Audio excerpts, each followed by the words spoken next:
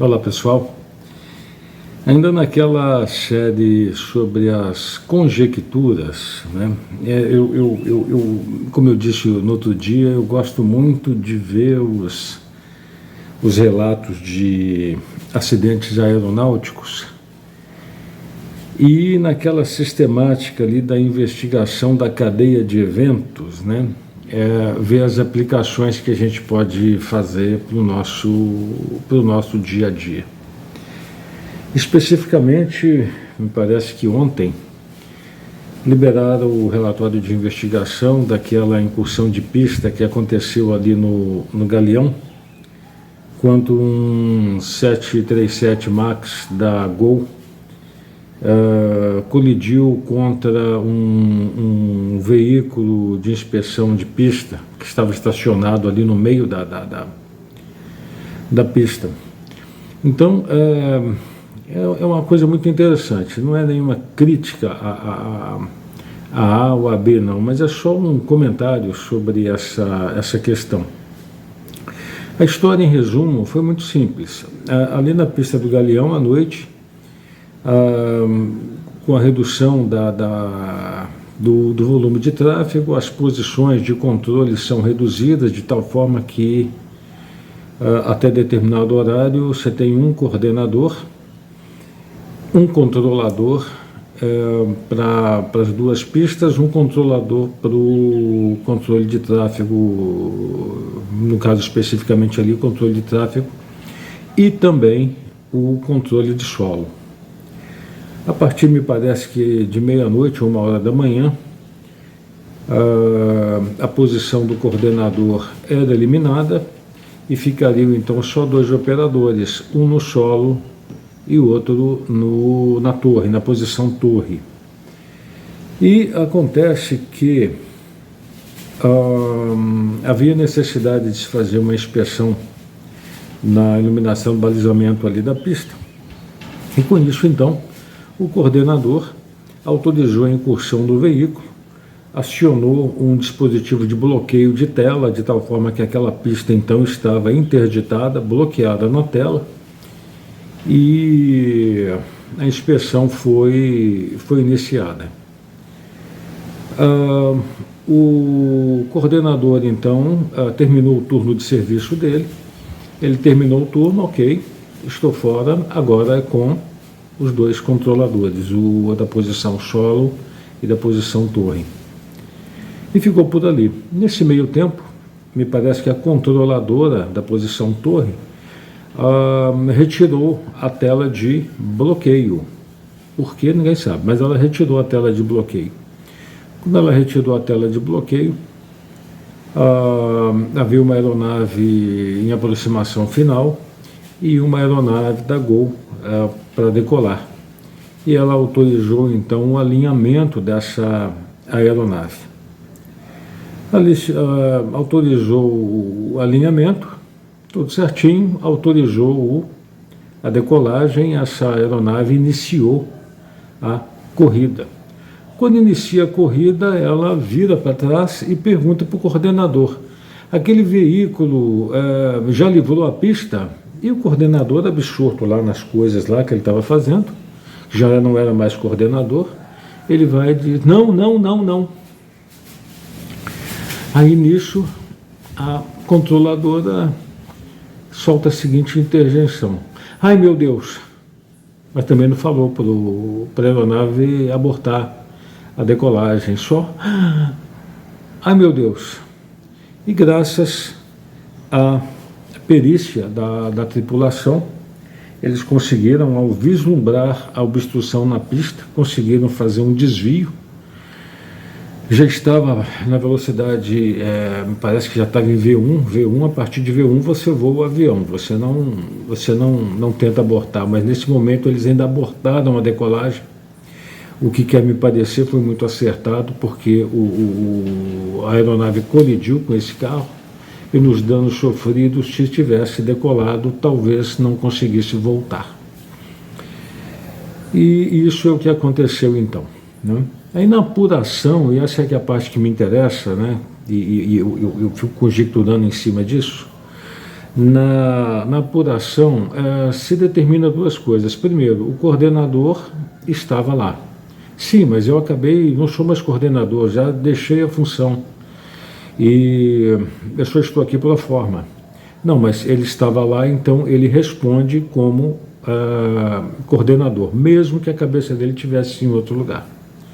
Primeira coisa que eu gostaria de comentar daqui a pouco.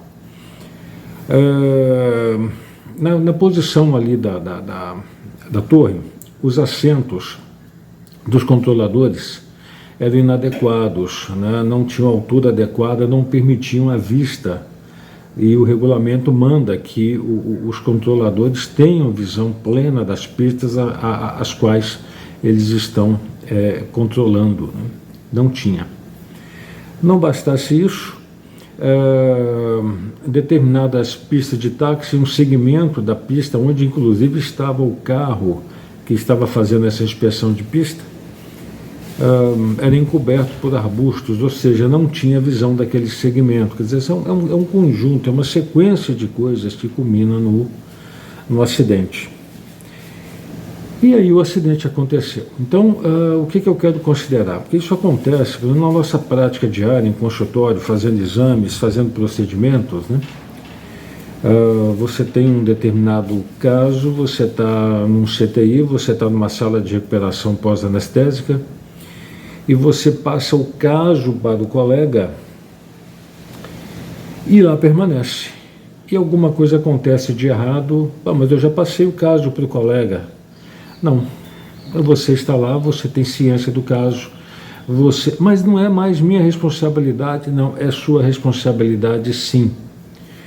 Então, é uma coisa que a gente fica pensando, né? Isso acontece quando eu vou sair de férias, eu estou doido para poder sair, meu Deus do céu, minha última atividade, termino essa atividade, desligo o cérebro e continuo lá no ambiente. Quer dizer, eu continuo responsável, né? Essa é a questão que a gente quer frisar aqui. Então, assim, você terminou a sua atividade, você já não vai mais manter o foco naquela atividade, saia do ambiente.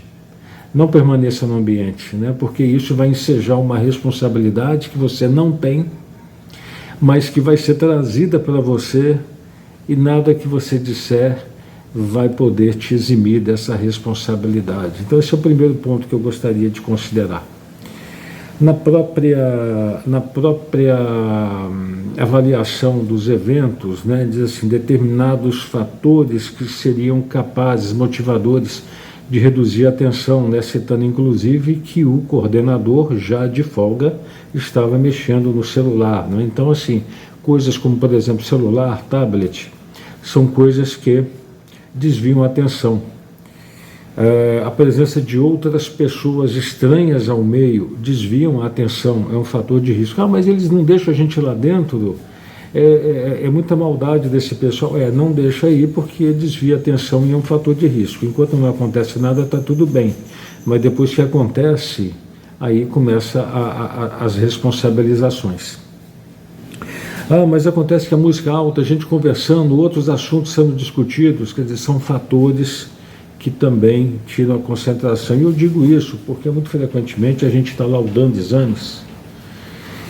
E laudar exame é uma coisa complexa, porque você tem que ver a imagem, no caso de ultrassonografia, você tem que ver a imagem, tem que lembrar do que você viu quando você estava fazendo, porque o exame é dinâmico, não é estático ali na foto. Tem que fazer a correlação clínica, o que a pessoa sentia, por que ela veio fazer, o que o colega queria saber. Quer dizer, é complexo, né? Aí você está fazendo ali a coisa, aí chega a secretária e... uma coisa simples, né? Mas essa coisa simples interrompe toda aquela cadeia de raciocínio, você para, responde, faz o que tem que fazer, daí a pouco continua, e se deixar uma coisinha para trás, não tem justificativa, né? Você falhou. Essa quer ver, mas eu falhei porque... Não tem porquê, você falhou. Então é o ponto que conta. Quer ver uma outra situação também? Você vai fazer uma consulta e as pessoas, assim, um acompanhante, por favor. Não, mas quem está 3, 4 acompanhantes. Eu não permito 3, ocasionalmente permito até 2. Mas gente como atrapalha. Porque você está conversando com o paciente, tentando entrar no mundo do paciente, tem o acompanhante. O acompanhante, enquanto presta alguma informação, é interessante, mas frequentemente ele... E quando o acompanhante senta, ainda vai para o celular e fica no celular, meu Deus do céu, está tudo errado, né? E quando o acompanhante está lá, de repente o telefone toca, ele levanta, eu vou atender, eu vou sair, eu vou entrar, eu vou sair, eu falo, não, meu amigo, pelo amor de Deus, vamos combinar um negócio. Você fica dentro, acompanhando, ou você espera lá fora, porque atrapalha toda a cadeia de raciocínio, atrapalha o que a gente está fazendo aqui. São pequenas coisas que mudam o foco da gente, e isso vai contribuir possivelmente para que a gente incorra em algum erro, em algum equívoco, em alguma distração que possa fazer diferença na elucidação da condição que a gente está avaliando. Então, o que eu quero dizer com isso, né? A gente tem que ser chato, a gente tem que ser chato, sim. Ah, mas você é muito chato, você é pouco flexível. A gente tem que ser chato, a gente tem que ser profissional, a gente tem que ter uma metodologia de trabalho. Se você não segue essa metodologia e dá tudo certo, foi sorte. Mas se você não seguir a metodologia e der errado, então você é responsável por uma falha. E nessa falha não há justificativa, porque muito frequentemente você não pode se equivocar. Ah, mas foi fulano que me induziu em erro. Gente, ninguém aceita isso. Então a gente tem que ser chato, sim, a gente tem que ser profissional, a gente tem que ser correto, as normas existem para serem seguidas. E nesses acidentes, ou principalmente nessas investigações, a gente vê como é que os detalhes são importantes, né? Avião não cai por causa de um parafuso. Eu tenho que ter um parafuso, tem que ter isso, tem aquilo outro, tem que ter aquilo mais, tem que ter aquilo outro, e tudo encadeado numa sequência de eventos para que